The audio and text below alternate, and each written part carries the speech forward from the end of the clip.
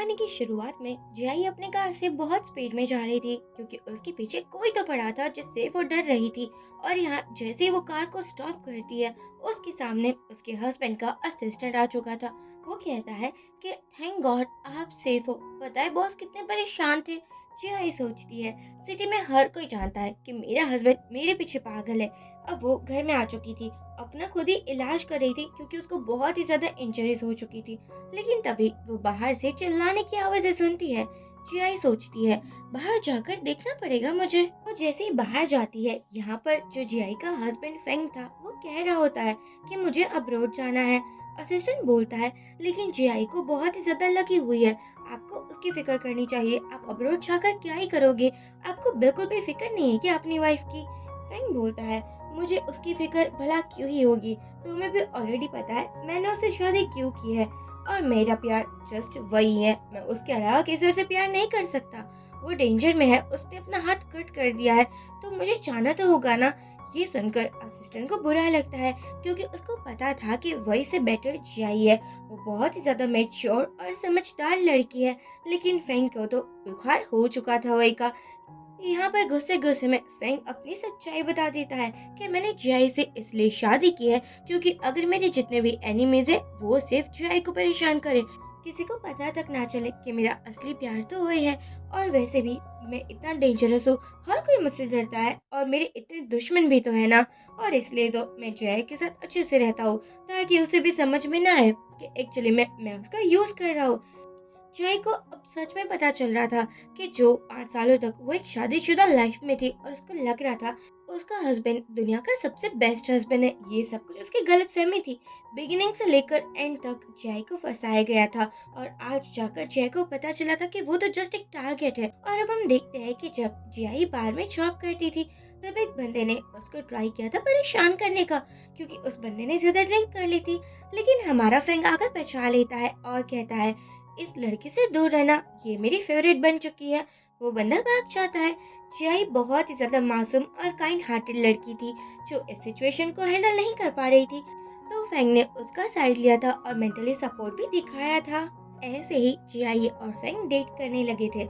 जियाई अपने आप को एक हैप्पीएस्ट गर्ल समझती थी क्योंकि सभी फ्रेंड्स के सामने फेंग ने रिंग देते हुए प्रपोज किया था कि हम दोनों की स्टोरी ना बहुत ज्यादा यूनिक है और मैं तुम्हें कभी भी आई स्वेयर दुखी नहीं करूंगा क्योंकि मैं तुमसे प्यार ही जो इतना करता हूँ, तुम्हारी आंखों में एक आंसू नहीं आएगा। प्लीज तुम मुझसे शादी कर लो। हर कोई लड़कियां जेलस हो रही थी, यार काश हमें भी ऐसा पति मिलता। और जियाई मना नहीं करती है और हाँ कह देती है। और तभी से लेकर आज तक जियाई को ऐसा लग रहा था कि वो फेंग की फेवरेट है, वो कभी भी उसको हर्ट नहीं करेगा। लेकिन आज तक जियाई को जितने ज्यादा हर्ट हुए थे, जितनी बार जियाई को पकड़ लिया गया था, फ्रेंड के दुश्मनों ने उसको हर्ट करने की ट्राई की थी, इवन की बहुत ज्यादा इंजरीज भी हुई थी, एक दो बार गोली भी लग चुकी थी। ये सब कुछ इसलिए हो रहा था क्योंकि जियाई फेंग की वाइफ है और वो फेंग की फर्स्ट लव को बचा जो रही है। बाहर आकर वो बहुत ही ज्यादा रोती है, बिल्कुल अंदर से टूट ही चुकी थी कि यार फेंग तुमने मेरे साथ ऐसा क्यों किया, मेरे प्यार में कौन सी ऐसी कमी रह चुकी थी जो तुमने मुझे इतना ज्यादा सफर करवाया। जब मैं पेन में होती थी, हॉस्पिटल में इतने दिनों तक एडमिट रहती थी, मैं सिर्फ तुम्हारे लिए मजाक की थी ना। वो जैसे ही पीछे मुड़ती है, फैंग बातें कर रहा था वही से और बोल रहा था कि मैं बहुत जल्दी तुमसे मिलने आ जाऊंगा, लेकिन तुम प्लीज यहाँ मत आना। जियाई ने भी डिसाइड कर लिया था बहुत हो चुका, अब वो इस आदमी के साथ बिल्कुल नहीं रहेगी जो हर बार मुझे टारगेट करता था, मेरी मासूमियत का फायदा उठाता था। अब उसे भी तो पता चले कि जब एक मासूम लड़की डेविल बनती है तो क्या होता है। वो कॉल करती है और बोलती है कि मुझे डाइवोर्स पेपर को रेडी करवाना है और हाँ 3 साल तक जितनी भी मेरी आइडेंटिटी थी उसको कैंसिल करवा दो। मैं नहीं चाहती कि मेरे इस नाम से अब मुझे और कोई भी पहचान है। आप सही समझ रहे हो, जियाई कोई नॉर्मल बैकग्राउंड से बिलोंग नहीं करती थी, उसका एक मिस्टीरियस बैकग्राउंड था। नेक्स्ट सीन में हम देखते हैं वो घर के अंदर वापस आती है। फेंग बोलता है तुम जग चुकी हो क्या, मेरे पास आकर बैठो ना। वो उसका हाथ पकड़ने वाला था, हाँ लेकिन जियाई हाथ पकड़ने नहीं देती। फेंग कहता है तुम मुझसे डर क्यों रही हो, ये पहली बार थोड़ी ना है। जियाई बोलती है वो मुझे थोड़ी लगी हुई है ना, इसलिए शायद मैं तुमसे दूर हो रही हो। फेंग इस बात को नॉर्मली लेता है और बोलता है देखो मैंने तुम्हारे लिए ना एप्पल को कट किया है, ये तुम्हारा फेवरेट फ्रूट है ना, मुझे कुछ दिनों के लिए ना अब्रॉड जाना होगा, एक बिजनेस ट्रिप है और वो बहुत इंपॉर्टेंट है। जियाई तो अब सब कुछ जानती थी कि उसका हस्बैंड एक्चुअली अब्रॉड क्यों जाता रहता था। यहाँ वो सोचती है, मैंने अपनी जान इतनी बार जोखिम पर डाली और वो भी तुम्हारे लिए, लेकिन तुमने क्या किया। यहाँ जियाई जैसे ही फैंग के फेस को टच करती है, फैंग को शुरू हो जाता है, अपने आप पर कंट्रोल ही नहीं कर पा रहा था। लेकिन ऑब्वियसली बात थी, जियाई को इतनी इंजरी थी, वहां से खून निकलने लगा था। जब जैसे ही फैंग ये देखता है, वो रुक जाता है और पूछता है, ये कैसे हुआ और तुमने मुझे बताया क्यों नहीं। जियाई क्या ही बताती, क्योंकि हर बार उसको चोट लगती थी, बहुत बार गोली भी लगती थी, लेकिन फेंग ने इतनी परवाह तो कभी नहीं की है। यहाँ पर वो उसकी ड्रेसिंग चेंज कर देता है और वो उसको बहुत प्यार से बोलता है कि आज जो भी हुआ ना, वो मैं आगे से नहीं होने दूंगा। तुम पर जिसने भी अटैक करने की ट्राई की है, मैं उन सभी को सबक सिखाऊंगा। अब तुम कुछ दिनों के लिए घर पर ही रहो और आराम करो। जय को याद आता है कि ये अपने फर्स्ट लव से मिलने के लिए जा रहा है और मुझे यहाँ पर चुपचाप घर में रहने को बोल रहा है। क्या बात है, अगर इतना प्रोटेक्टेड बंदा मुझे मिल जाता तो मेरी तो लाइफ ही बन जाती। यहाँ वो अब भी चुप ही रहती है, क्योंकि वो बहुत जल्दी फेंग को छोड़कर जाने वाली थी और वो बिल्कुल नहीं चाहती थी कि अब फेंग अपना और ये घटिया शक्ल उसको दिखाए। फेंग को बोलती है, नेवर माइंड, वैसे भी मैंने कुछ डिसाइड कर लिया है। ये सुनकर फेंग कहता है, तुमने क्या डिसाइड कर लिया है। और वो अपनी वाइफ यानी कि जियाई को हक कर लेता है कि अभी तुम्हें सो जाना चाहिए। अब उसको बार बार किसी का कॉल आ रहा था। हमारे फेंग को लगा था जियाई सच में सो चुकी है, तो वो उसको लेटा देता है और फोन को अटेंड करता है, जो कि फेंग की फर्स्ट लव यानी कि वही का था, जिसने खुद को चोट पहुंचा दी थी। वो चाहती थी कि फेंग उससे मिलने के लिए आए।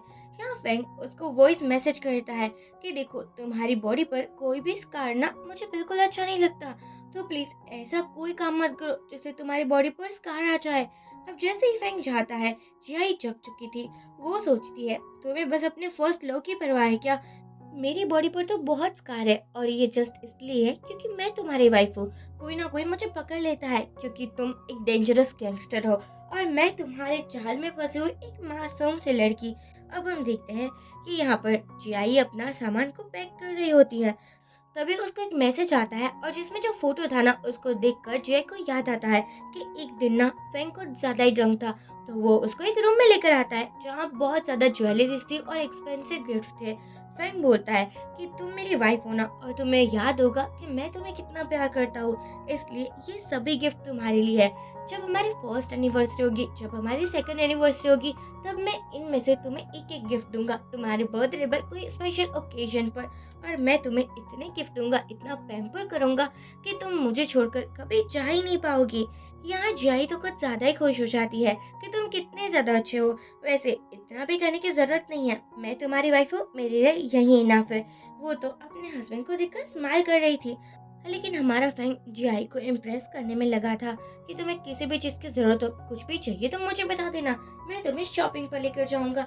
यहाँ जियाई बोलती है, देखो तुम बहुत ज्यादा ड्रंक हो, चलो हम रूम में चलते हैं। तभी वो एक व्हाइट बॉक्स को देखती है और कहती है, तुमने कभी नहीं बताया कि इसके अंदर क्या है। अब फैंग जियाई को हक कर लेता है और बोलता है कि तुम इसको कभी ओपन मत करना, क्योंकि मैं नहीं चाहता कि तुम्हें पता चले।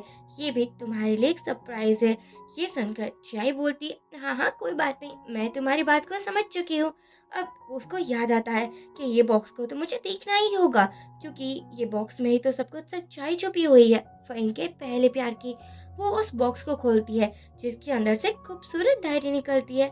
जियाई उस डायरी को पढ़ने लगी थी, जिसमें फेंग ने अपने फर्स्ट लव के बारे में सब कुछ बताया था कि कैसे वो वही से मिला था और कैसे वो उसके साथ बहुत प्यार करने लगा था। लेकिन हर बार जो कि फेंग गैंगस्टर था, तो उसके दुश्मन ना उसके वीकनेस पर अटैक करने वाले थे, और जबकि वीकनेस वही थी, तो वो नहीं चाहता था कि वही को कुछ भी हो। इसलिए तो उसने जियाई से शादी की है, क्योंकि अगर कोई कुछ भी करे तो सिर्फ चोट जियाई को ही लगे। यहाँ पर हम देखते हैं कि फेंग अब्रॉड गया था, तभी उसने एक नेकलेस लाया था और जियाई को देते हुए बोलता है, और मैं तुम्हारे लिए कस्टमाइज करवा कर लाया हूँ। अब कोई भी वाइफ ज्वेलरी देखकर तो खुश हो ही जाएगी ना, जैसे हमारी प्यारी सी जियाई हो जाती है। जियाई सोचती है, फेंग तुमने मुझे समझ क्या रखा है। क्या मैं कोई ऐसी लड़की हूँ जिसको तुम कोई सेकंड हैंड ज्वेलरी दे दोगे और वो खुश हो जाएगी। जब भी हमारे जे हॉस्पिटल में थी, जब उस पर अटैक होते थे, तभी भी फेंग उसको ज्वेलरी देता था और जे को ये समझ नहीं आता था कि वो ऑलरेडी हॉस्पिटलाइज है और फेंग उसको इतने गिफ्ट्स क्यों देता है। इवन कि यहाँ पर जियाई के बेबी के बारे में भी लिखा था। एक्चुअली जियाई अपनी शादी के 2 साल के बाद प्रेग्नेंट हो चुकी थी। यहाँ वो इतनी खुश थी कि फेंग को कॉल करने वाली थी, तभी कोई जियाई को पकड़कर ले जाता है और उसको ऑलमोस्ट बेहोश कर देता है। जैसे ही जियाई को होश आता है, उसकी हालत बहुत खराब हो चुकी थी। लग रहा था कि उसकी पिटाई हो चुकी है। अब यहाँ पर फेंग ने आकर जियाई को बचा लिया था और वो उसको कह रहा था कि बेबी डॉल, मैं तुम्हें कुछ नहीं होने दूंगा, तुम चलो मेरे साथ। जियाई बोलती है, लेकिन हमारा बच्चा। फेंग बोलता है, बच्चा तो दोबारा भी हो जाएगा ना, लेकिन अभी मेरे लिए सबसे ज्यादा तुम इम्पोर्टेंट हो, मैं तुम्हें कुछ भी नहीं होने दे सकता। और वो उसको गोदी में उठाकर लेकर चला जाता है। और बाद में हमारे जियाई को पता चलता है कि वो बहुत मुश्किल से अब सेकंड टाइम प्रेग्नेंट हो पाएगी। लेकिन ये भी जियाई को पता चला था कि सब कुछ फेंग का प्लान था। वो चाहता ही नहीं था कभी कि इन लोगों का कोई बच्चा हो। अगर बच्चा हो भी गया तो वही के लिए तो प्रॉब्लम ही होगी ना, वो एक मिस्ट्रेस बन जाएगी। यहाँ तभी फेंग आता है और वो पूछता है कि तुम थोड़ा अजीब बिहेवियर कर रही हो। जियाई बोलती है, ऐसा कुछ भी नहीं है। फेंग कहता है, तुम मुझे कभी छोड़कर तो नहीं जाओगी ना, और वो उसको हक कर लेता है। जियाई सोचती है कि तुम्हारी परफ्यूम की स्मेल ही बता रही है कि तुम किसी और वुमन से मिलकर आ रहे हो, क्योंकि ये परफ्यूम मैं लगाती ही नहीं हूँ। लेकिन जियाई अब कुछ भी शो नहीं करना चाहती थी कि उसको फेंग की सच्चाई पता है। फेंग बोलता है, तुम मेरा थोड़ा वेट करना, और वो यहाँ से चला जाता है। जियाई सोचती है, अब मैं तुम जैसे लड़के का कभी वेट नहीं कर सकती हूँ।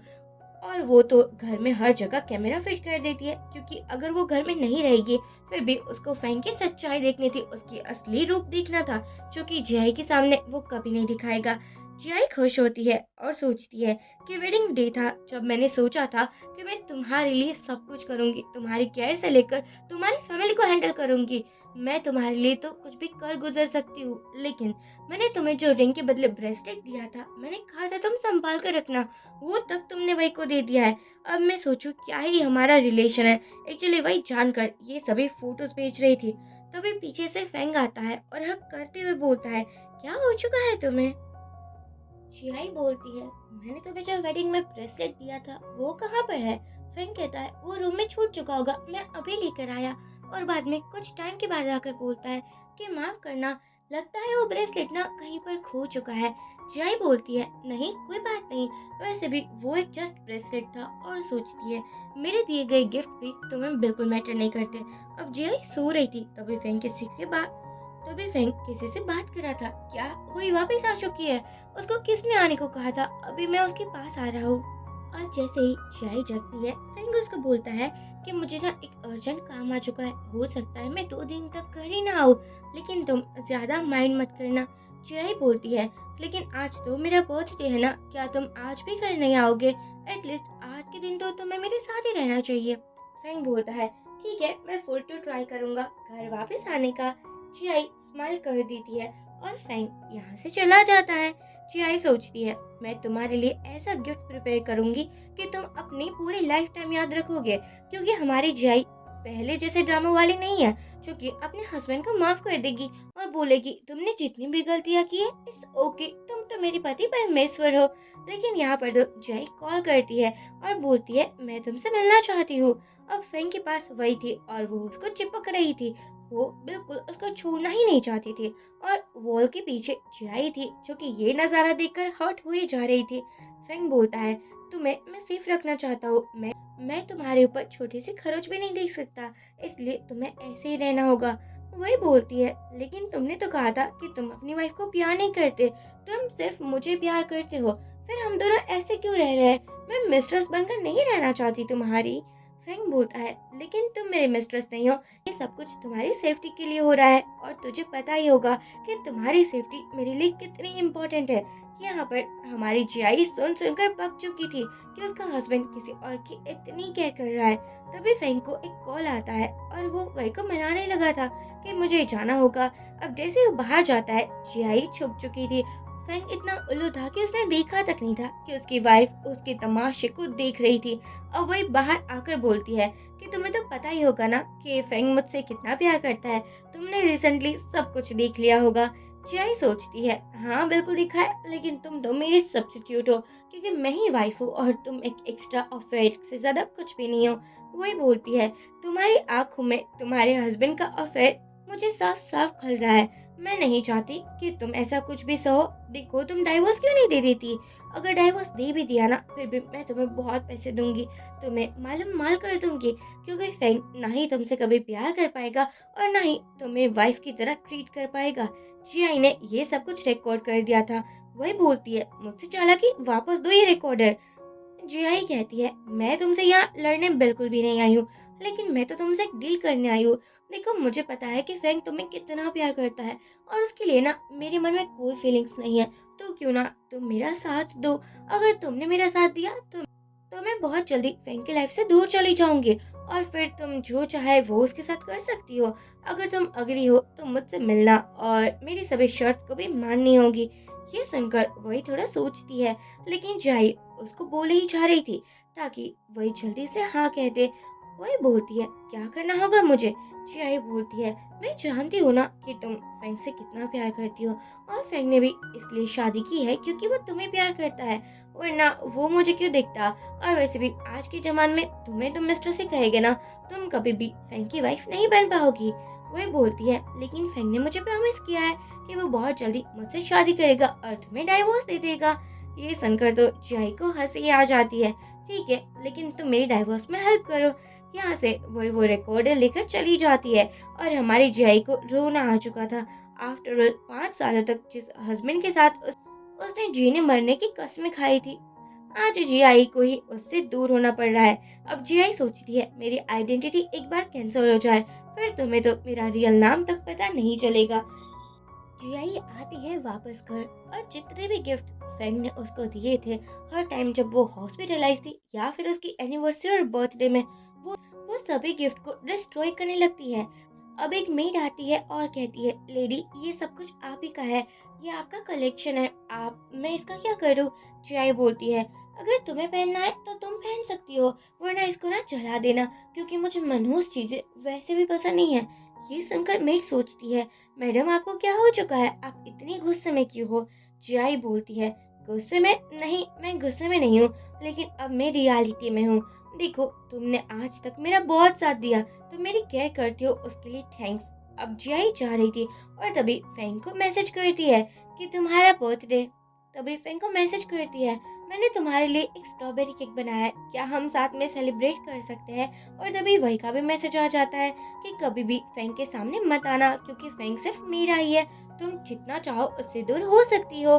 चियाई सोचती है, दूर होना, मैं तो उसको अपनी शक्ल भी ना दिखाऊं। और वो फिर से मैसेज करती है, हाँ ठीक है, लेकिन तुम भी सब कुछ संभाल लेना, जो इंसान 5 सालों के बाद अपनी पत्नी का ना हुआ वो तुम्हारा कहाँ से होगा। मैसेज कर कर वो तो फोन भी फेंक देती है और यहाँ पर उसकी लाइफ न्यू स्टार्ट हो जाती है, जहाँ वो खुश रह पाएगी और जो मन में आएगा वो कर पाएगी। फैंग और हमारी वही कपल डांस कर रहे होते हैं एक लेविस रेस्टोरेंट में।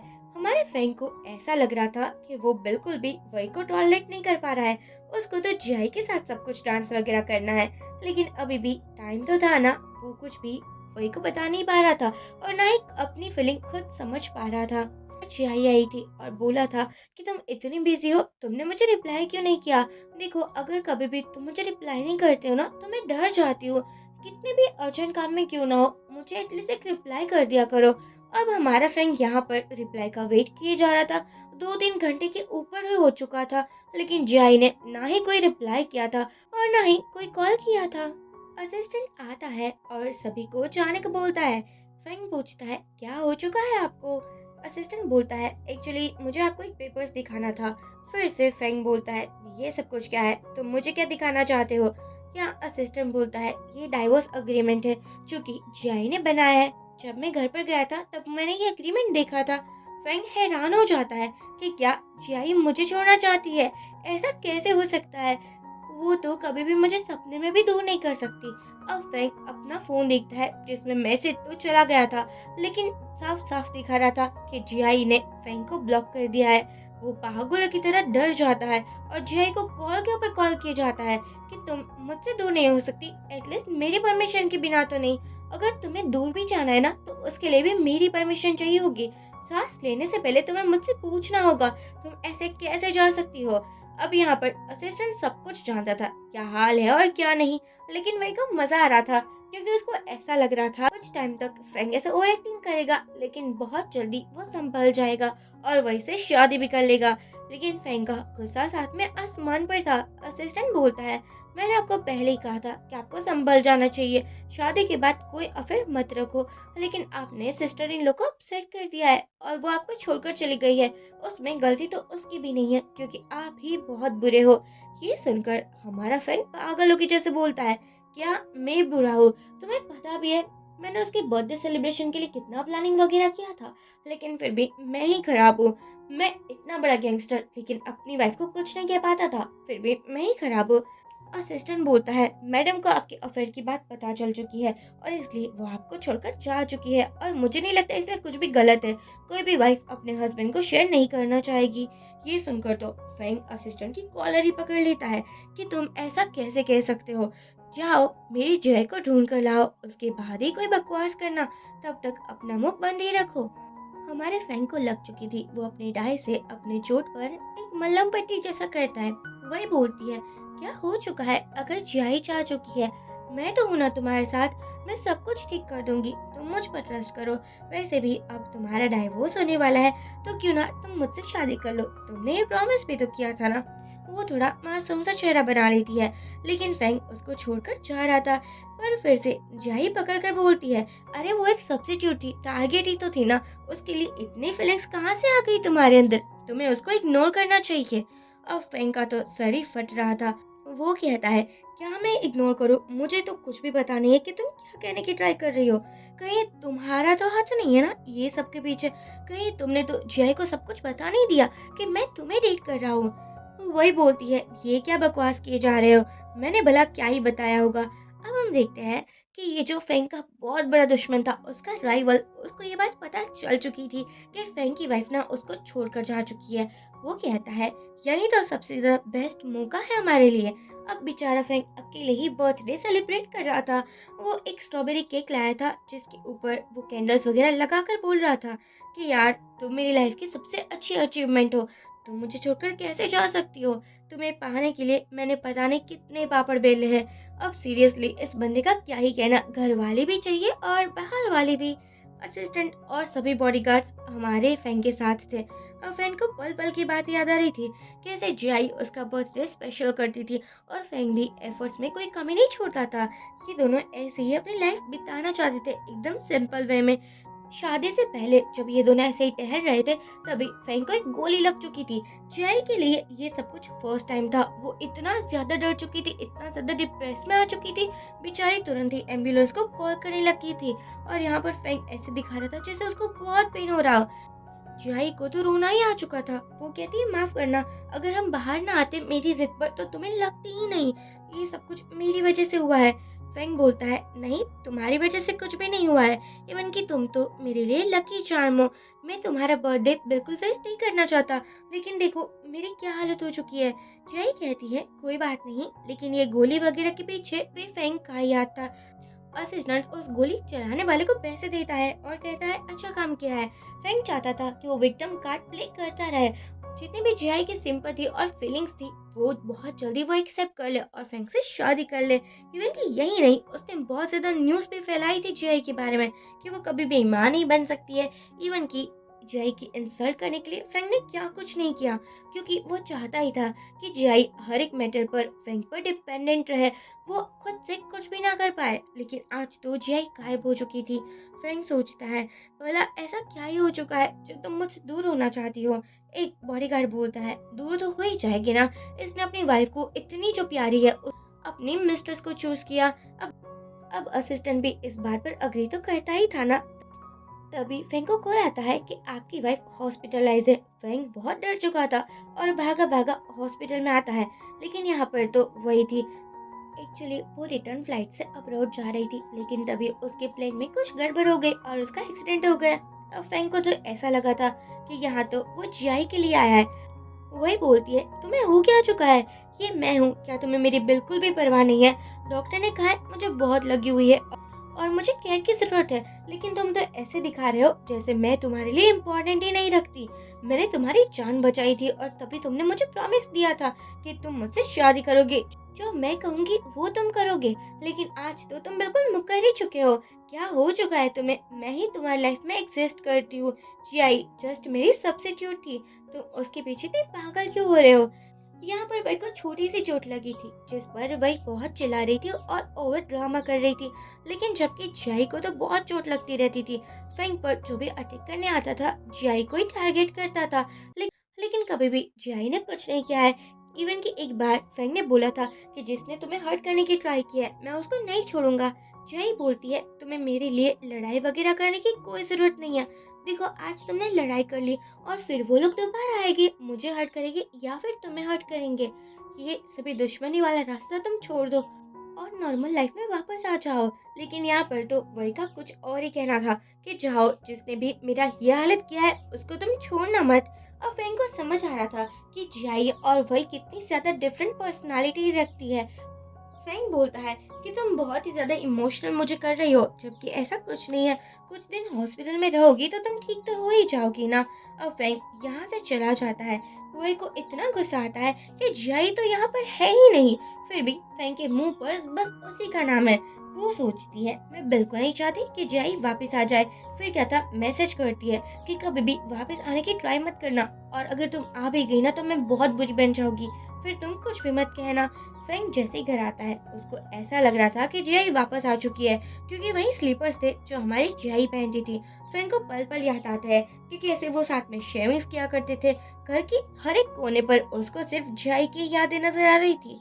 तभी वो मेड आती है, जिससे फेंग बोलता है कि तुम्हें पता है क्या, मेरी वाइफ कहाँ गई है और वो क्यों मुझे छोड़कर गई है।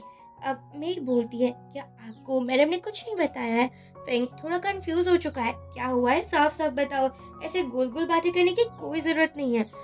मेड बोलती है, एक्चुअली वो सभी अपनी चीजें लेकर जा चुकी है और आपने जितने भी गिफ्ट्स दिए थे ना, उसने बोला या फिर मैं उसको जला दूं या फिर मैं उसको खुद ही रख लूं। फेंग बोलता है कि ऐसा कैसे हो सकता है। अब जैसे फेंग तड़प रहा था, ये सब कुछ जियाई और उसकी फ्रेंड टाओ ना एंजॉय कर रही थी। अब उन दोनों को ही मजा आ रहा था। टाओ कहती है, तुम्हारा हस्बैंड ना यही डिजर्व करता है। तुमने उसकी इतनी बार जान बचाई, लेकिन फिर भी मजा ले जो वो तुम्हें ग्रेटिट्यूड दिखाए, उल्टा वो तो तुम्हें टारगेट समझता है। क्या बात है मेरी प्यारी बहना। अब सच में फेंग की हालत रोने वाली हो चुकी थी। वो बोल रहा था, नहीं, इतनी आसानी से तो नहीं जियाई मुझसे दूर जा सकती। मैं सिटी का सबसे बड़ा गैंगस्टर हूँ, मुझसे हर कोई डरता है, लेकिन जियाई इतनी इजीली मुझे छोड़कर चली गई। वो अपना सर ही पकड़ लेता है और सोचता है, एक दिन तुम्हें मेरे पास वापस आना ही होगा। मैं तुम्हें कभी भी खुद से दूर नहीं जाने दूंगा, तुम सिर्फ मेरी हो। अब ये जो रूप था फेंग का, वो बहुत ही ज्यादा अलग था। अब जैसे ही असिस्टेंट आता है और बोलता है कि मुझे भाभी जी के बारे में कोई क्लू ही नहीं मिल रहा है, पता नहीं वो कहाँ है और कहाँ नहीं। फेंग कहता है, क्या तुम पागल हो चुके हो? मेरे इतने ज्यादा कनेक्शन है और फिर भी तुम्हें मेरी वाइफ के बारे में एक छोटी सी बात भी पता नहीं चली। वो कौन से होटल में रुकी है, वो कौन सी सिटी में है, कुछ तो पता लगा कर लाओ ना। असिस्टेंट बोलता है, भाभी जी आपको डाइवोर्स देना चाहती है और यही वो पेपर है। चाई आ चुकी थी एक बहुत बड़े बंगले के बाहर। अब यहाँ पर टाओ कहती है, क्या ये सब कुछ तुम्हारा है? चाई बोलती है, हाँ बिल्कुल मेरा है। तुम्हें क्या लगता है मैं कोई गरीब लड़की हूँ जो वेटर का जॉब करती हूँ, तो कोई भी मुझे आते जाते समझ लेगा कि मेरे पास पैसे नहीं है? हाँ, आप सही समझ रहे हो। जियाई एक्चुअली बहुत अमीर और एक लेविस खानदान से थी, लेकिन उसकी फैमिली नहीं चाहती थी कि जियाई को सब कुछ बैठे बिठाए मिल जाए। वो लोग चाहते थे कि जियाई बहुत नीचे से स्टार्ट करे, तभी तो वो पार्ट टाइम जॉब करती थी और कंपनी में भी जॉब करती थी। और वहीं से फेंग को लगा था कि जियाई के आगे पीछे कोई भी नहीं है, तो वो उसको इजीली अपने झांसे में फंसा सकता है। पर टाओ बोलती है, क्या बात है? जियाई बोलती है, जियाई कहती है, पता है यहाँ से सनसेट ना बहुत अच्छा दिखता है। अब हम दूसरी तरफ हमारे पागल और लट्टू फ्रैंक को देखते हैं, जो अपने असिस्टेंट पर बार बार गुस्सा निकाल रहा था। असिस्टेंट बोलता है, बॉस हम ट्राई तो कर ही रहे हैं ना, वैसे भी ये सभी गलती आप ही की है। फ्रैंक रोते हुए बोलता है, हाँ मुझे पता है ये सभी गलती मेरी है, मैंने अपनी वाइफ को चीट किया है। फ्रैंक चिल्लाकर बोलता है, तुमने सुना क्या, मैं जियाई से बहुत प्यार करता हूँ और वो मुझे अब रियलाइज हो रहा है। वो कोई सब्स्टिट्यूट नहीं है, वो मेरे लिए सब कुछ है। अब वो वही रूम में जाता है जिस रूम में जियाई के सभी गिफ्ट्स थे। वहाँ पर जाकर वो देखता है एक भी गिफ्ट बाकी नहीं है और जो नेकलेस दिया था वो भी जियाई ने तोड़ दिया है। फैंग को याद आता है कि वो नेकलेस पहनकर जियाई कितना खुश थी। अब यहाँ पर उसको वो बॉक्स भी मिलता है। अब फैंग को तो इजीली पता चल चुका था कि जियाई को आई थिंक यहीं से सब कुछ पता चला होगा। वो फिर से रोने लगा था और तभी फैंग को वहां से एक लेटर मिलता है। वो उसको पढ़ना स्टार्ट करता है जिसके अंदर जियाई ने कुछ ऐसा लिखा था कि फैंग हैरान हो जाएगा। अब जियाई ने लिखा था कि मुझे ये भी पता चल चुका है कि हमारा जो बच्चा आने वाला था उसको मारने के पीछे भी तुम्हारा ही हाथ है। तुम कैसे बाप हो? तुमने मुझे मिसेस गू की पोजीशन तो दे दी लेकिन तुम मुझे कोई हैप्पीनेस नहीं दे सके। माँ बनने का सुख भी तुमने मुझसे छीन लिया। वैसे भी मैं तुमसे प्यार करती थी, मैं ही खुद बेवकूफ थी जो मैंने तुम्हारे बारे में कोई इन्फॉर्मेशन नहीं निकाली और ऐसे ही मैं जैसे तुम्हारी बातों पर यकीन करती गई। वरना तुम जैसे बंदे पर भला कौन ही यकीन कर सकता है? जो बंदा अपने बच्चे का ना हो सका ना, वो दुनिया में और किसी का नहीं हो सकता। और वैसे भी ये तुम्हारी पनिशमेंट है। अब मुझे तुम्हारी शक्ल अपनी पूरी लाइफ में नहीं दिखनी है। मैं तुम्हारे फर्स्ट लव की स्टैंड अप थी ना, तो अब तुम अपने फर्स्ट लव से ही शादी कर लो। अब तो फैंक्स लिटरली पागल हो चुका था और ये नजारा भी हमारी जियाई देखते हुए एंजॉय कर रही थी। टाओ कहता है ये तुमने अच्छा काम किया है कि जब तुम निकले उस घर से उससे पहले हर जगह पर तुमने कैमरा फिट कर दिया। तुम देख तो सकती हो ना कि फैंक कैसे रिग्रेट कर रहा है। जियाई बोलती है कि वो जितना क्रूअल है उसको पता नहीं कि उससे ज्यादा मैं ही हूँ। मैं सबसे खतरनाक बन सकती हूँ जब मेरी पर आती है और अब मेरे अंदर कोई प्यार बचा नहीं और वैसे भी मेरे दिल में कोई प्यार नहीं है। अब यहाँ पर फैंक कहता है मैं खुद पागल था जो मैंने तुम्हारे प्यार को समझा नहीं। असिस्टेंट तो पहले से ही सब कुछ जानता था कि फैंक कितना बेवकूफ है। इतनी अच्छी लड़की को छोड़कर वो वही जैसी लड़की को चूज कर रहा है। हमारी जय मस्त हॉस्पिटल में थी। उसने अपनी प्लास्टिक सर्जरी करवाई थी। उसके बैक पर जितने भी स्कार्स थे उसकी प्लास्टिक सर्जरी। यहाँ पर तभी मैक्स आ जाता है। हमारी जियाई सोचती है ये मैक्स है मिलियन फैमिली से जो कि फैंक का बहुत बड़ा दुश्मन है। ऐसा मान लो कि इन लोगों का 36 का आंकड़ा है लेकिन ये उसके लिए फायदेमंद हो सकता है। मैक्स आकर बोलता है कि तुम्हें याद है एक बार तुमने मेरी जान बचाई थी। आई नो मैं तुम्हारा दुश्मन ही लगता था लेकिन फिर भी तुमने मेरी हेल्प की थी तो मैं हाजिर हूँ आपकी सेवा के लिए। हाँ ये सच बात थी। जियाई ने हेल्प तो की थी मैक्स की और फैंग और मैक्स की इतनी दुश्मनी थी उसके बावजूद भी जियाई को कभी भी उसने हर्ट नहीं किया था। जियाई मैक्स के फेस पर पानी फेंकती है और कहती है तुम यहाँ क्यों आए हो? तुम्हारा क्या मकसद है? लेकिन हमारा max full to touchy touchy mood में था। वो जियाई के क्लोज आ जाता है और दूसरी तरफ फैंग जो कि प्यार के दावे करता था वो तो धुत पड़ा था नशे में। वेडिंग सर्टिफिकेट देखते हुए बोलता है कि ये दिन कितना अच्छा था। तुम मेरे पास थी लेकिन तुम मुझसे डाइवोर्स नहीं ले सकती क्योंकि तुम सिर्फ मेरी हो। मैं तुम्हें खुद से दूर जाने ही नहीं दूंगा। लेकिन तभी यहाँ पर आ चुके थे कोर्ट से कुछ पर्सन्स जो कि गवर्नमेंट ऑफिसर्स थे और उसने बोला था कि आपको सिग्नेचर करना पड़ेगा क्योंकि खुद आपने ही डाइवोर्स पेपर्स को अप्रूवल दिया था। अब फैंग इसको भी सुनकर हैरान हो चुका था कि क्या मैंने डाइवोर्स पेपर साइन किया था? लेकिन ऐसा तो मैंने कभी भी नहीं किया है। अब असिस्टेंट भी जानता था कि गवर्नमेंट ऑफिसर से उलझना ठीक नहीं है इसलिए वो फैंग को इशारा करता है और यहाँ पर हमारा फैंग लिटरली कुछ भी नहीं कर पाता और उसका डाइवोर्स भी हो जाता है। फैंग बोलता है जियाई तुम इतनी डेंजरस कैसे हो चुकी हो? क्या तुम मेरे साथ रह रहकर ऐसी बन चुकी हो? उसको तो अब दिन में भी जियाई के सपने आ चुके थे। असिस्टेंट फैंग को संभालता है। फैंग बोलता है किसी भी हालत में अपनी भाभी को ढूंढ कर लाओ ना, मैं उसके बिना नहीं रह सकता हूँ। फैंग असिस्टेंट बोलता है पहले आप मेडिसिन ले लो, आपकी तबीयत ठीक नहीं है ना?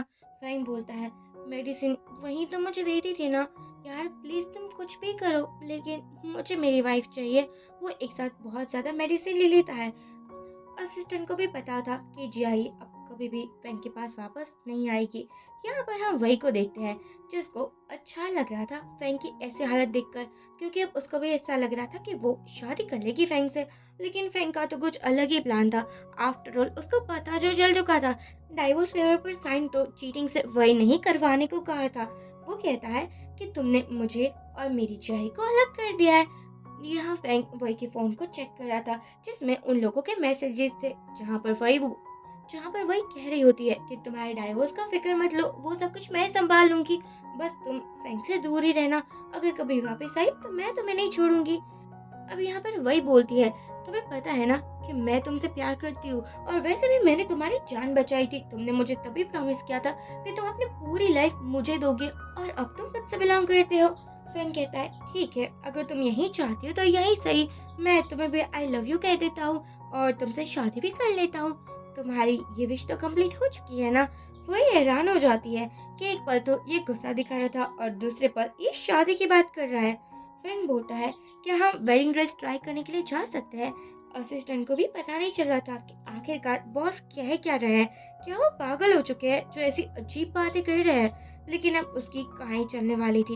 यहाँ फ्रैंक किसी को कॉल करता है और बोलता है कि हर जगह ये न्यूज़ फैला दो कि मैं और वही शादी करने वाले हैं। फ्रैंक को ऐसा लग रहा था कि कहीं जियाई जेलस हो जाएगी और वापस उसके पास आ जाएगी।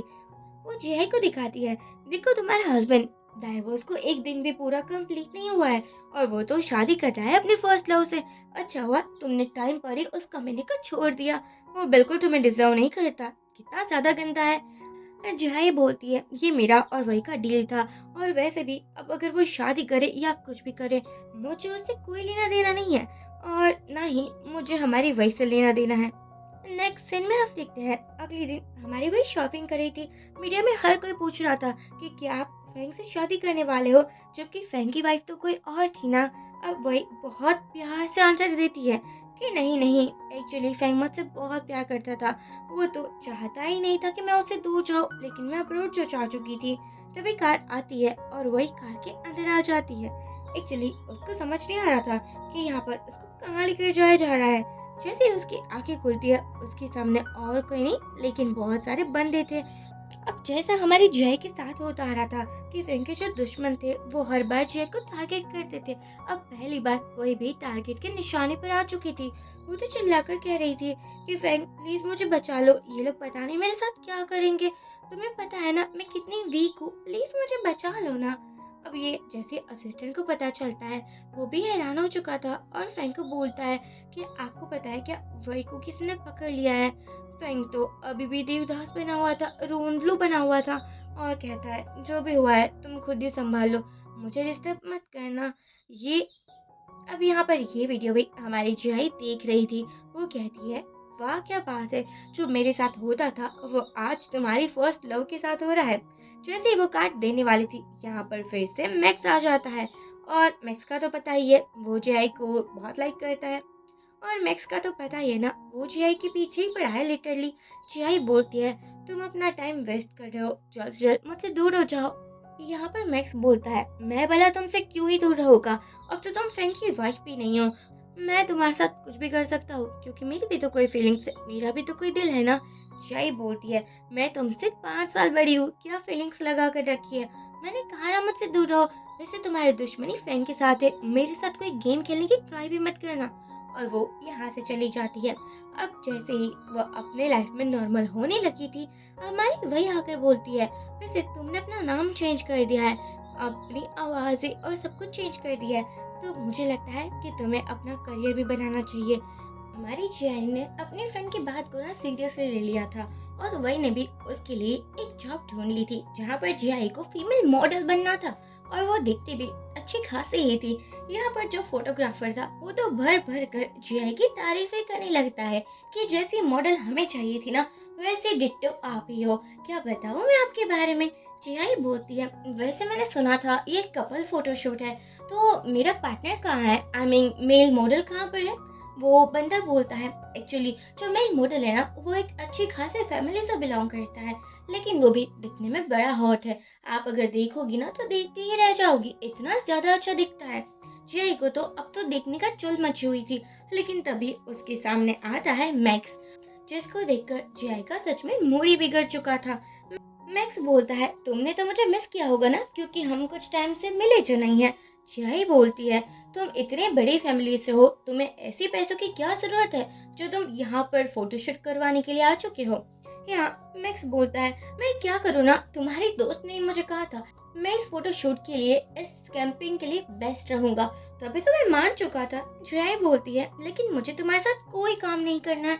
वो यहाँ से जा ही रही थी। अब यहाँ पर मैक्स उसे रोक अब मैक्स तो हमारे जय को रोकना चाहता था ना, इसलिए वो बोलता है, देखो तुमने ऑलरेडी ना कॉन्ट्रैक्ट तो साइन कर ही लिया है।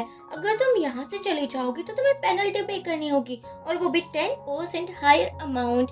जियाई बोलती है बस इतने पैसे मेरे लिए ये कुछ भी नहीं है, और मैं ये पे भी करने को रेडी हूँ। लेकिन मैक्स जीआई को जाने नहीं देना चाहता था। वो उसको पकड़कर बोलता है कि देखो मैं तुम्हारे पीछे पड़ा हूँ, इतने टाइम से तुम्हें इम्प्रेस करने की ट्राई कर रहा हूँ। तुम में ऐसी कैसी अकड़ है जो तुम मुझे भाव ही नहीं दे रही हो, मुझे इग्नोर कर रही हो। तुम्हें पता है ना तुम कौन हो। अब मन में तो जीआई गालियां ही दे रही थी अपनी दोस्त को, और वो पुसो, और यहाँ पर वही क्यों खांसी आने लगी थी। वो सोचती है भला मुझे कौन गालियां दे रहा है। अब यहाँ पर मैक्स जैसे तैसे कर जीआई को मना लेता है, और फोटोशूट करने को जीआई भी रेडी हो चुकी थी। इन लोगों को क्लोज आकर फोटोशूट करवाना था। अब मैक्स तो इस बात का भी भरपूर फायदा उठा रहा था। एक्चुअली वो थोड़ा सा इशारा करता है तो जो मेन फोटोग्राफर था ना वो बोलता है मैं दूसरी बेटी लेकर आता हूँ, ये कैमरा ठीक नहीं है। जीआई दूर होने वाली थी। मैक्स बोलता है अरे उस अंकल ने बोला तो है ना हमें चेकअप, हमें इसी पोज में रहना है, तुम कहाँ जा रही हो। जीआई बोलती है ज्यादा ना आवाजें मत निकालो अपने मुंह से। अब यहाँ पर मैक्स तो फुल टू टीज कर रहा था। वो कहता है तुम्हारी हार्ट बीट इतनी तेज क्यों हो चुकी हो, कहीं ऐसा तो नहीं है कि तुम्हें भी मुझ पर क्रश हो चुका है, अगर है तो भी बता दो, मैं तो रेडी ही हूँ। जियाई बोलती है अपनी बकवास बंद करो, ऐसा कुछ भी नहीं है। मैक्स कहता है तुम अब तो कुछ ज्यादा ही रूड बन रही हो, लेकिन क्या ही करूँ, खूबसूरत लड़कियां हमेशा रूड होती है। तभी वो फोटोग्राफर आ जाता है और इन दोनों की फोटोज लेने लगा था। अब यहाँ मैक्स को फुल टू मजा आ रहा था। जैसे ही वापस आती है जियाई, उसको पता चलता है कि उसने जो फूड ऑर्डर किया था ना, बारिश की वजह से वो डिलीवर नहीं हो पाएगा। पर लेकिन डोर के बाहर कोई आता है। जियाई पूछती है कौन है। बाहर से आवाज आती है आपका डिनर आ चुका है। जियाई सोचती है अरे अभी तो कैंसिल हो चुका है और ये डिनर आ भी चुका, कहीं ऐसा तो नहीं है ना कि फैंग के ही कोई बंदे होंगे। वो तो जहाँ लेकर फुल अटैक मोड में आ चुकी थी। लेकिन यहाँ भी मैक्स था। कहना पड़ेगा इस बंदे का, यार कुछ भी कर लो लेकिन ये हार मानने को रेडी नहीं है। जियाई पूछती है तुम यहाँ क्या कर रहे हो, और फोटोशूट में तुमने इतना मुझे परेशान किया। मैक्स बोलता है मैं यहाँ से गुजर रहा था, पास ही में मेरा घर है ना, तो कीज भी गुम हो चुकी है, प्लीज आज रात को मुझे अपने घर पर रहने दो ना, मैं तो इतना बेचारा हूँ। जियाई बोलती है क्या तुम मेरे पास वाले घर में रहती हो। मैक्स बोलता है हाँ बिल्कुल, एक्चुअली ऐसा कुछ भी नहीं था। मैक्स यहाँ पर जान कर आया था क्योंकि उसको जियाई का एड्रेस जो पता चल चुका था। वो घर के अंदर आता है।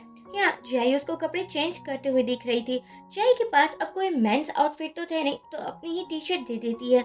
अब मैक्स यहाँ पे फ्लर्ट करने लगा था कि यार इस टी शर्ट में से ना तुम्हारी स्मेल आ रही है, मुझे तो बड़ा पसंद है, अगर तुम्हारे कोई एक्स्ट्रा कपड़े हैं जो तुम्हें नहीं पहने तो मुझे दे दो। जियाई कहती है आज के लिए बहुत हो चुका, अगर तुम्हें इस घर में रहना है ना तो चुपचाप पड़े रहो, वरना मैं तुम्हें अभी घर से बाहर निकाल दूंगी। मैक्स कहता है नहीं, इतना उपकार करने की कोई जरूरत नहीं है।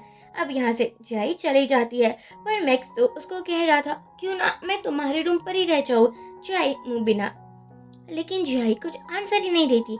अब मैक्स कॉल करता है अपने असिस्टेंट को और बोलता है कि जियाई के पास वाला घर खरीद लेना और उसको पता भी ना चले। हाँ, मैक्स ने झूठ बोला था, लेकिन अब वो नहीं चाहता था कि जियाई से वो कुछ टाइम भी दूर रहे। अगले दिन जैसे ही जियाई जगती है, मैक्स ने तो ब्रेकफास्ट भी बना कर रखा था। जियाई कहती है वैसे मानना पड़ेगा तुम इतने भी बुरे नहीं हो जितना मैंने सोचा था, मुझसे छोटे हो ना, इसलिए मुझे लगता है कि तुम्हें सब कुछ आता है। अब मैक्स तो अपनी तारीफें सुनकर खुशहाल हो चुका था। वो कहता है मैं परफेक्ट हस्बैंड मटेरियल हूँ, क्या तुम मुझसे शादी करोगी। जियाई इस बात को फुल टू इग्नोर कर देती है। अब यहाँ पर मैक्स के घर के बाहर उसका मैनेजर था, और मैक्स के पापा ने ऑर्डर दिया था कि मैक्स की जो भी गर्लफ्रेंड है उसका ब्रेकअप हो ही जाना चाहिए। ये लोग पार्किंग लॉट में थे और मैक्स अभी भी जियाई का पीछा नहीं छोड़ रहा था। जियाई कहती है यार तुम अपनी कंपनी में जाओ, कुछ काम करो, क्या है मेरे पीछे पीछे, अब तुमने मेरा पीछा किया, मैं पुलिस को कॉल लगाऊंगी। यहाँ मैक्स को भी एक कॉल आ जाता है तो वो यहाँ से जल्दी में चला जाता है। जियाई जैसे ही जा रही थी कोई उसको पकड़ लेता है। जियाई की आंखें खोलती है तो वो एक बार के अंदर थी। यहाँ जियाई पूछती है तुम लोग कौन हो और यहाँ पर मुझे क्यों लाए हो। उसके सामने 2 सूट के साथ है जिसमें भर भर कर पैसे थे, और वही same to same Korean drama वाला डायलॉग, तुम्हें कितने पैसे चाहिए, मैं तुम्हें देने को रेडी हो जाऊंगा, लेकिन तुम्हें मैक्स को छोड़ना होगा। जियाई कहती है पैसे देने की कोई जरूरत नहीं है, वैसे भी मैं वैसे भी मैं उससे छुटकारा चाहती हूँ। वो बंदा अभी भी मान नहीं रहा था, लेकिन तभी मैक्स आ जाता है और कहता है यहाँ पर क्या हो रहा है, और वो भी मेरी परमिशन के बिना। मैनेजर बोलता है वो आपके पापा का ऑर्डर था। मैक्स कहता है तुम्हारे पास कुछ ज्यादा ही पैसे हैं, आई मीन मेरे पापा के पास कुछ ज्यादा ही पैसे है ना, तो मैं अपनी बंदी को भी ले जा रहा हूँ और ये दोनों सूटकेस को भी, हमारा ट्रिप प्लान हो जाएगा। थैंक यू सो मच, पापा को कह देना। अब बेचारा वो बंदा तो हैरान हो चुका था कि सब कुछ जान ही लेना चाहिए था। मैक्स तो खुद ही इस लड़की के पीछे पागल है। आई नो मेरी दोनों ओर से लगी पड़ी है। जियाई और मैक्स घर में आते हैं। हमारा प्यारा सा मैक्स मलहम पट्टी कर रहा था। जियाई बोलती है क्या सच में तुम मुझे प्यार करते हो? अब मैक्स तो भर भर कर तारीफें करने लगा था, और मस्की की तो पूछो ही मत। अब भला कोई लड़की कब तक की मना करेगी जब ऐसा बंदा उसके आगे पीछे घूमने वाला हो, उसके पीछे लड़ते हो इन अ पॉजिटिव वे, तब वो भी हाँ कह ही देती है। और आप तो देख ही सकते हो किस तरीके से वो हाँ कह रही है। यहाँ पर मैक्स बोलता है कि क्या सच में तुम मुझे लाइक करती हो? जियाई बोलती है हाँ ऑफ कोर्स, लेकिन डिपेंड करता है तुम्हारी परफॉर्मेंस के ऊपर। अब तो मैक्स को अब मैक्स का मेल ईगो अब मैक्स का मेल ईगो हर्ट हो चुका था। वो कहता है हाँ क्यों नहीं, और अब ये लोग रात में साथ ही रहते हैं। अब हम दूसरी तरफ देखते हैं हमारे फैंग को, जिसकी हालत लगी पड़ी थी। इतने दिन हो चुके थे, जियाई के बारे में कुछ पता नहीं चला था। असिस्टेंट आकर बोलता है कि जो ब्रेसलेट आप ढूंढ रहे थे ना वो मिल चुका है। फैंग बोलता है आज के दिन पर मुझे जियाई किसी भी हाथ में चाहिए। मैं लाइव स्ट्रीमिंग करूंगा और अपनी जियाई को अपने पास लेकर आऊंगा। असिस्टेंट कहता है बॉस आप जो भी कुछ करो मैं आपके साथ हूँ। अब यहाँ पर लाइव स्ट्रीम ऑन हो जाती है। हर कोई बात ही करने लगा था कि ये तो फैंग है ना, गो फैमिली का प्रेसिडेंट, और वैसे कभी इतनी एडवर्टाइज करता तो है नहीं, लेकिन आज क्या ही हो चुका है। फैंग बोलता है कि मैं अपनी वाइफ से अपोलॉजी मांगना चाहता हूँ। आई नो मैंने बहुत गलत किया है, लेकिन मैं सच में जिहाई तुमसे बहुत प्यार करता हूँ। अभी मुझे रियलाइज हो चुका है, तो मेरे पास वापस आ जाओ। अगर तुमने ऐसा नहीं किया तो मैं खुद को हर्ट कर दूंगा। देखो प्लीज मेरे पास वापस आ जाओ। अब जियाई भी ये लाइव स्ट्रीमिंग को देख रही होती है। उसको सच में लग रहा था कि फैंग कहीं उसके साथ कुछ कर ना ले और सभी ब्लेम जियाई के ऊपर आ जाएगा। आई मीन इंसानियत नाम की भी तो कोई चीज होती है ना। तो वो कॉल करती है फैंग को और बोलती है मैं तुम्हें एड्रेस भेज रही हूँ, तुम वहाँ पर आ जाना। फैंग तो खुश हो चुका था। अब यहाँ पर जियाई जा रही थी। मैक्स कहता है अब से तुम मेरी वुमन हो। जियाई बोलती है भला ऐसा कब हो चुका, हम दोनों ही अडल्ट हैं और मुझे नहीं लगता कि इस बात को इतना सीरियसली लेना चाहिए। अब मैक्स भी गुस्से में आ चुका था। बोला कैसे ना सीरियसली लूं, तुमने अपने आप को समझ क्या रखा है, क्या तुम मेरा यूज कर रही हो? जियाई बोलती है नहीं ऐसा तो बिल्कुल भी नहीं है। मैक्स कहता है तो क्या तुम मुझसे शादी करना चाहोगी? जियाई हाँ कह देती है। अब तुम जितना लविंग बंदा हो तो शादी के लिए मना नहीं करते। अब सच में हमारे जियाई को उसका ट्रू लव जो मिल चुका था। वो 5 सालों तक सफर कर रही थी, लेकिन एंड में उसके साथ अच्छा ही हुआ था क्योंकि वो खुद भी अच्छी थी। अब यहाँ पर अगले दिन ही इन लोगों की शादी हो रही थी। मैक्स तो बहुत एक्साइटेड था, फाइनली उसको जियाई मिलने वाली थी। जियाई भी स्माइल करती है, लेकिन यहाँ रंग में भंग डालने के लिए फैंग आ चुका था, वो भी जियाई की फेवरेट केक लेकर। वो कहता है कि नहीं मैं बिल्कुल यकीन नहीं कर पा रहा हूँ कि तुम किसी और से शादी कर सकती हो, तुम सिर्फ मेरी हो। जियाई बोलती है हमारा डाइवोर्स हो चुका है, और वैसे भी तुमने मेरे साथ जितना भी गलत किया है ना मैंने तुम्हें माफ किया, लेकिन अब मैं तुम्हारे पास वापस नहीं आ सकती हूँ। फ्रैंक उसको मनाने की फुल तो ट्राई करता है कि देखो मुझे माफ कर दो, आगे से ऐसा कभी नहीं होगा, मैं कभी वही को देखूंगा भी नहीं, प्लीज मुझे माफ कर दो। लेकिन जियाई बिल्कुल मानने वाली नहीं थी। यहाँ वो और मैक शादी कर लेते हैं, और फेंग इतना हैरान हो चुका था, वो केक जो गिर चुकी थी उसको ही खा रहा था और तभी बेहोश भी हो जाता है। जैसे उसको होश आता है वो हॉस्पिटल में था, और यहाँ डॉक्टर बताते हैं कि फेंग आजकल इतनी ड्रिंक कर रहा था जिसकी वजह से उसको स्टमक कैंसर हो चुका है और उसकी हालत बहुत खराब है। एक ही तरीका है उसको बचाने का, जापान जाना होगा जहाँ पर न्यू ट्रीटमेंट से ये ठीक हो सकते हैं। असिस्टेंट बोलता है मैं तुरंत ही फ्लाइट रेडी करवाता हूँ, लेकिन फेंग को अपनी आखिरी सांस तक जय को देखना था, वो उसके पास ही रहना चाहता था, इसलिए मना कर देता है कि नहीं मैं कहीं पर भी नहीं जाऊंगा। यहाँ हम देखते हैं जय और मैक्स घूम रहे होते हैं, तभी असिस्टेंट आ जाता है जो कि जय को अभी भी मैडम कह रहा था। जय बोलती है अब मैं फेंग की वाइफ नहीं रही हूँ, तो तुम ना मुझे मैडम कहना बंद करो, और तुम मेरे पास क्यों आए हो? मेरा और फेंग का डाइवोर्स हो चुका है, तुम्हें तो पता ही होगा। असिस्टेंट कहता है हाँ मुझे पता है, लेकिन मैं विल देने के लिए आया हूँ। एक्चुअली फेंग ने अपनी सभी जमीन जायदाद प्रॉपर्टी जीआई के नाम पर कर दी थी और ये बात जीआई को पता ही नहीं चल रही थी कि ऐसा क्यों किया है उसने। असिस्टेंट बोलता है वो आपके जाने के बाद बॉस बहुत ही अपसेट रहने लगे थे और अब तो उसको एक सीरियस बीमारी भी हो चुकी है। इसलिए वो चाहते हैं कि उसकी सभी प्रॉपर्टी आपको मिले और उसने आपके लिए स्पेशली एक लेटर भी लिखा है, प्लीज आप वो पढ़ लेना। जीआई अभी भी कुछ नहीं कहती, उसको थोड़ी बहुत टेंशन तो हो ही रही थी ना, क्योंकि एक टाइम पर वो फेंग को प्यार जो करती थी लेकिन खुद को कंट्रोल करती है और कहती है नहीं मुझे ये नहीं पढ़ना है। मैक्स बोलता है तुम क्या उसके पास रिटर्न चली जाओगी क्योंकि वो बीमार है। जीआई बोलती है नहीं अब ऐसा कभी नहीं होने वाला, एक बार मैंने उसको माफ कर दिया है लेकिन कभी मैं उसकी दोबारा वाइफ नहीं बन सकती हूँ। उसने जो भी कुछ किया मेरे साथ गलत, अब उसके साथ भी तो गलत हो ही रहा है ना। कर्मा किसी को नहीं छोड़ता और वो लेटर को फाड़ देती है। अब सामने से फ्रैंक देख रहा था। फ्रैंक चाहता था कि उसकी आखिरी वर्ड्स को जियाई पढ़े। लेटर में फ्रैंक ने लिखा हुआ था जब उसकी तबीयत बहुत खराब थी कि मैंने तुम्हें बहुत पेन पहुंचाया है। मुझे पता था कि 5 सालों तक तुमने मुझे जस्ट प्यार किया, मेरे लिए बहुत सारी चोटों को सहा, लेकिन मैं अपनी फीलिंग्स को समझ ही नहीं पाया और तुम्हें बार बार इग्नोर करता रहा।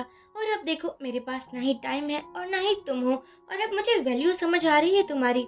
हो सके तो मुझे माफ कर देना और प्लीज अपनी लाइफ में कुछ ज्यादा ही खुश रहना।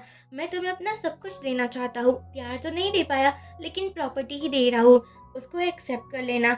या सच में फेंग की हालत कुछ ज्यादा ही खराब थी। फेंग को बुरा लग रहा था कि जीआई ने उसका आखिरी लेटर तक नहीं पढ़ा, लेकिन फेंग सोचता है कोई बात नहीं, मैं अब तुम्हें डिस्टर्ब नहीं करूंगा, तुम अपनी लाइफ में हमेशा खुश रहना। यहाँ जीआई और मैक्स जा रहे थे और तभी फेंग बेहोश हो जाता है। इसी के साथ ये ड्रामा एंड हो जाता है। सो फ्रेंड्स, बहुत ड्रामे आपने देखे होंगे लेकिन इसकी एंडिंग थोड़ी डिफरेंट है। कमेंट की तरफ जरूर बताइए कि ड्रामा आपको कैसा लगा। Thank you.